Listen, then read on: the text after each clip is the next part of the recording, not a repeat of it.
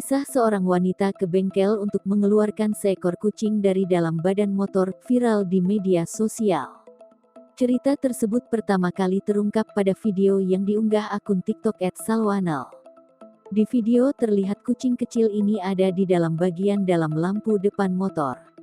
Si pemilik motor sekaligus pengunggah video bernama Salwa Naflah, 18 atau disapa Salwa, wanita asal Tangerang. Salwa menyebut kucing itu bukan peliharaannya, melainkan sering berkeliaran di lingkungan rumah dia.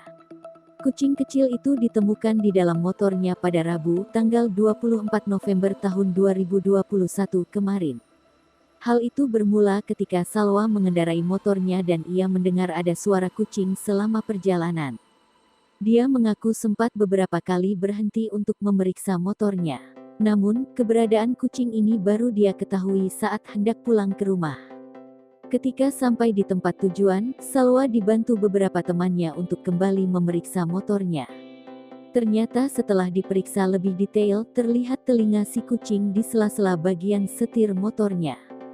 Sesampainya di bengkel, kata Salwa, beberapa karyawan bengkel sempat tertawa dan heran mengapa kucing itu bisa di dalam motor. Ketika badan depan motornya dibuka, betul ditemukan ada kucing kecil sembunyi di dalam. Salwa menyebut sempat kesulitan untuk mengeluarkan kucing ini.